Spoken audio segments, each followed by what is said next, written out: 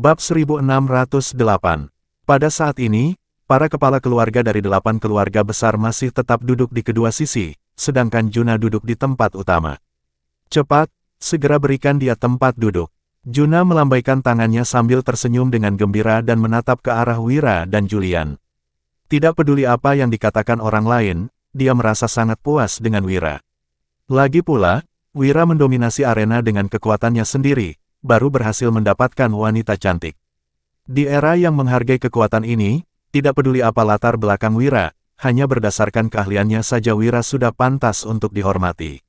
Sebagai ayah mertuanya, dia merasa sangat puas dengan Wira. Aku rasa hal ini nggak pantas, kan?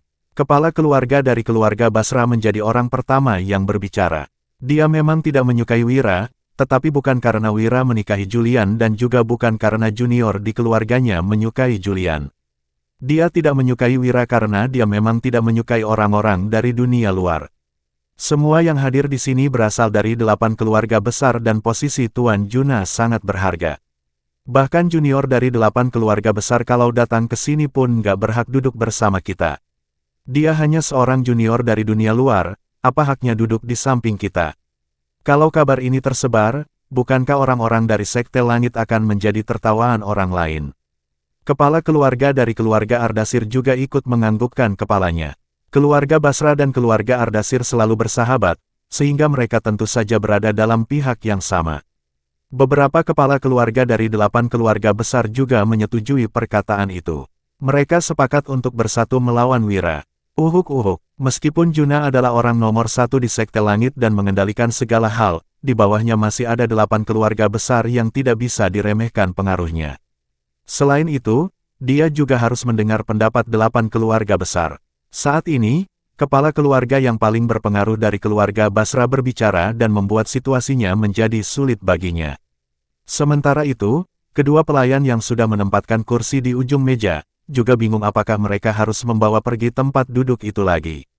Di satu sisi, ada anggota 8 keluarga besar, sedangkan di sisi lain, ada Juna. Mereka tidak sanggup menyinggung pihak manapun. Mereka hanya pelayan. Namun sebelum kedua pelayan itu merespons, Wira sudah menarik Julian dan duduk di kursi itu, seolah-olah tidak mendengar kata-kata dari keluarga Basra dan yang lainnya. Anak muda, kamu ini nggak tahu tata krama ya? Apa kami mengizinkanmu duduk di sini? Kenapa begitu seenaknya saja langsung duduk di sini? Cepat berdiri. Kepala keluarga dari keluarga Hafuza yang terlebih dahulu mengomentari dan menunjuk ke arah Wira. Setelah itu, banyak orang yang juga ikut mengomentari dan menunjuk ke arah Wira. Orang dari dunia luar memang nggak tahu tata krama dan terlihat memalukan. Kenapa orang seperti itu pantas berbicara dengan kita? Jangan lupa, dia adalah menantu dari Tuan Juna. Posisinya masih di atas kita. Semuanya terdiam saat mendengar kalimat terakhir itu. Saat mendengar semua komentar buruk yang dilemparkan dengan nada sinis dan merendahkan Wira, Julian juga mulai merasa tidak nyaman. Sementara itu, ekspresi Wira malah tetap terlihat tenang, seolah-olah tidak mendengar perkataan mereka. Masih begitu muda saja, hatinya sudah begitu lapang. Memang luar biasa, aku juga merasa beruntung bisa menjadi temanmu. Kepala keluarga dari keluarga Ganim tiba-tiba tertawa terbahak-bahak dan segera berjalan ke samping Wira. Terlihat jelas dia ingin membina hubungan dengan Wira. Kalau anjing menggigitku, aku nggak mungkin berbalik menggigitnya, kan? Bab 1609. Setelah mendengar perkataan Wira, kepala keluarga dari keluarga Ganim kembali tertawa. Di seluruh Sekte Langit, mungkin hanya Wira yang berani mengatakan kata-kata ini kepada 8 keluarga besar. Wira memang benar-benar pemuda yang berbakat. Dengan cara ini, mungkin akan makin memperburuk hubungan dengan yang lainnya. Namun, kepala keluarga dari keluarga Ganim tidak khawatir tentang hal itu. Meskipun semuanya akan berakhir buruk, para kepala keluarga dari 8 keluarga besar juga tidak akan berani mempersulit Wira. Bagaimanapun juga, Wira adalah menantu Juna. Jika benar-benar terjadi kekacauan besar, semuanya akan kehilangan muka dan itu tidak akan menguntungkan siapapun. Plak, Wira baru saja selesai berbicara, terlihat kepala keluarga dari keluarga Ardasir tiba-tiba memukul meja dan berdiri sambil menatap Wira dengan tajam. Dia menuding Wira dan berteriak dengan marah, "Kamu pikir kamu siapa? Berani-beraninya berbicara seperti ini dengan kami di sini. Benar-benar nggak tahu diri." Bahkan berani menyamakan kami dengan anjing. Aku lihat kamu ini cari mati. Semua orang juga ikut berseru, jelas ingin menekan Wira bersama-sama. Wira menyilangkan kedua tangannya dan kakinya, lalu berkata dengan ekspresi cuek, bukan urusanmu aku ini siapa. Lagi pula, kalau bukan kalian yang terus mendesak, kamu pikir aku bersedia memperhatikan kalian. Tujuan kedatanganku ke sini sangat sederhana. Sekarang aku adalah suami Julian, jadi masalahnya adalah masalahku juga. Aku nggak peduli apa kesepakatan kalian sebelumnya dan sekarang aku juga sudah malas memedulikan rencana Sekte Gunung, karena menurutku, kalian nggak pantas.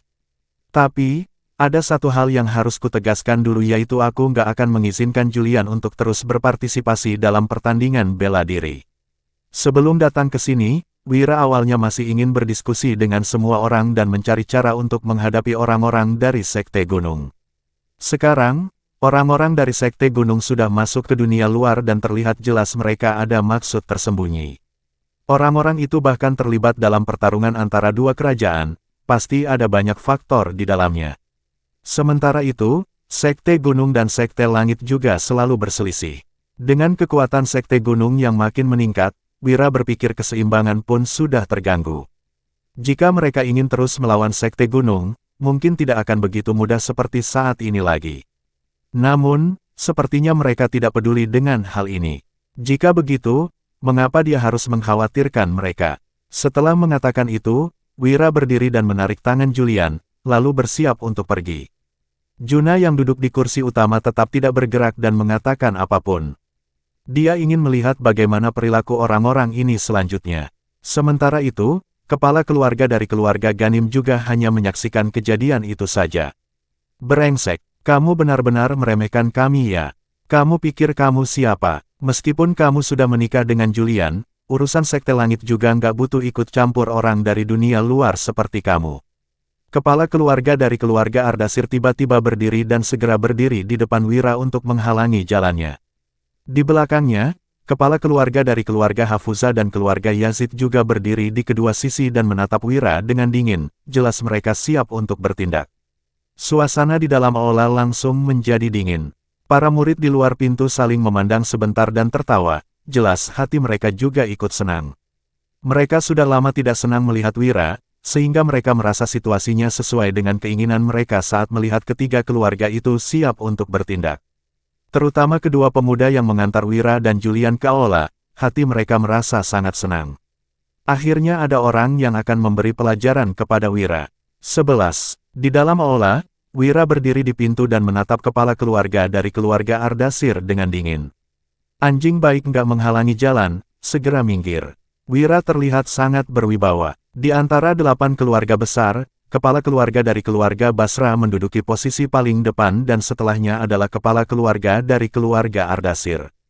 Jika keduanya bergabung, bahkan Juna pun tidak berani membuat masalah dengan mereka agar dirinya tidak dipersulit mereka.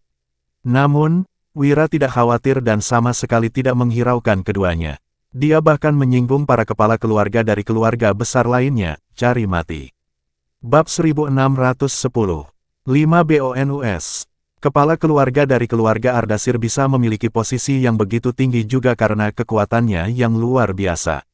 Dia sudah menguasai ilmu bela diri sejak lama. Dia menunjukkan telapak tangannya dan menyerang ke arah wajah Wira dengan serangan yang sangat kuat. Jika terkena serangan itu, meskipun Wira memiliki 9 nyawa pun, mungkin akan terluka parah.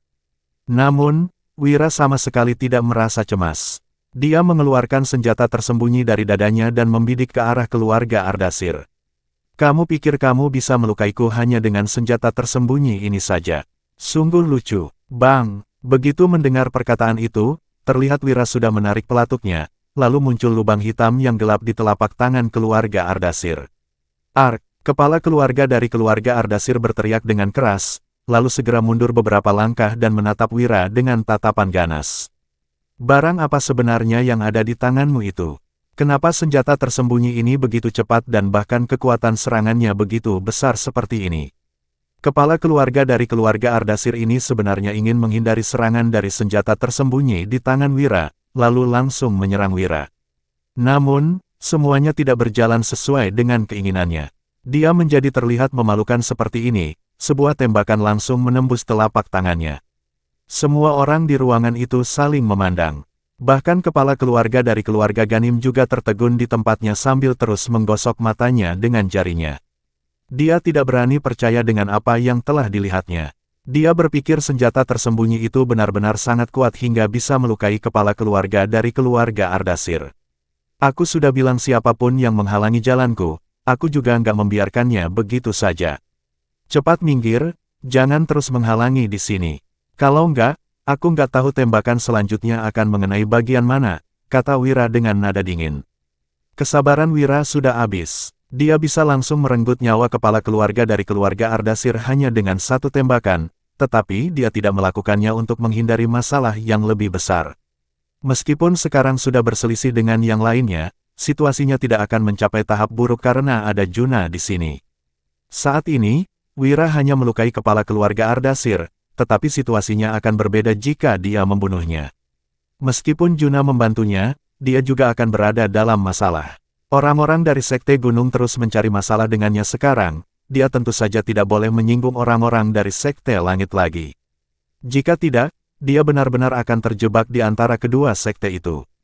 Julian sama sekali tidak menyangka Wira akan benar-benar bertindak, bahkan membuat situasinya menjadi begitu tegang. Kepala keluarga dari keluarga Basra mengernyitkan alisnya, tetapi tidak mengatakan apapun dan terus menatap senapan di tangan Wira. Dia berpengalaman dan cukup ahli tentang senjata tersembunyi, tetapi dia belum pernah melihat senjata tersembunyi yang begitu cepat dan kekuatan serangannya begitu besar. Minggir, Wira mengulangi perkataannya. Kepala keluarga dari keluarga Ardashir dilema. Jika dia tidak minggir, ada kemungkinan dia akan ditembak dan kehilangan nyawanya. Namun, jika dia mundur, bagaimana dengan harga dirinya? Bab 1611. Sudahlah, kalian jangan ribut lagi. Kita semua satu keluarga, kenapa harus buat situasinya jadi seperti ini? Apa kalian gak merasa lucu?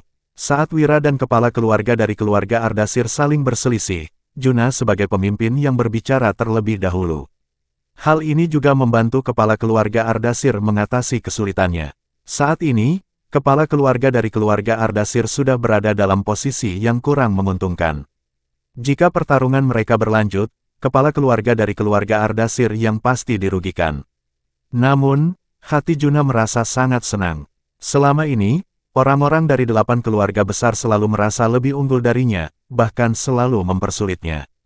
Sekarang akhirnya ada seseorang yang menangani mereka dan orang itu adalah menantunya sendiri.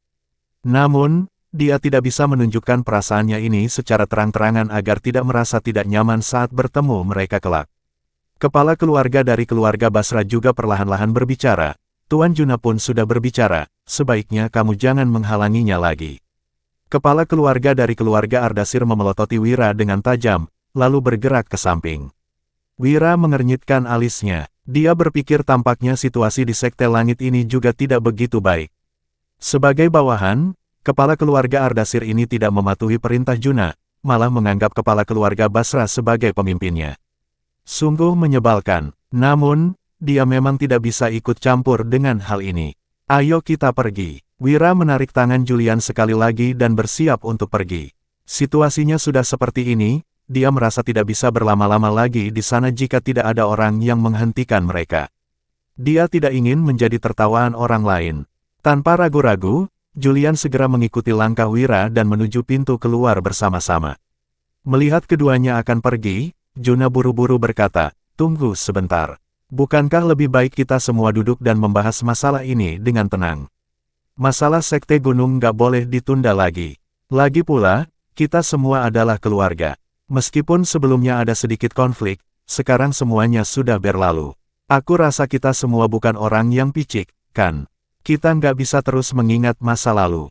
Perkataan Juna itu jelas ditujukan untuk didengar oleh kepala keluarga dari keluarga Ardashir. Bagaimanapun juga, Wira adalah keluarga sendiri dan dengan Julian berada di tengah mereka, bagaimana mungkin Juna bisa marah? Kepala keluarga Ardashir duduk di samping kepala keluarga Basra dan tidak berbicara lagi. Dia memalingkan wajahnya, jelas terlihat hatinya tetap merasa tidak nyaman. Namun, semuanya sudah diputuskan.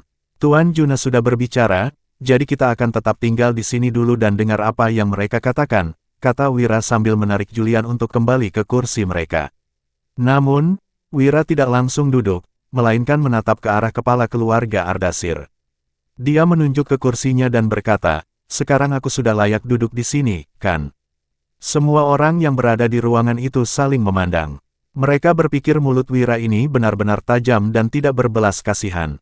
"Kamu, kepala keluarga Ardashir tidak pernah menerima perlakuan seperti ini. Di antara 8 keluarga besar, dia berada di posisi kedua, hanya 1 tingkat di bawah posisi kepala keluarga Basra. Dia memiliki posisi yang mutlak di Sekte Langit, sehingga tidak ada yang berani melawannya.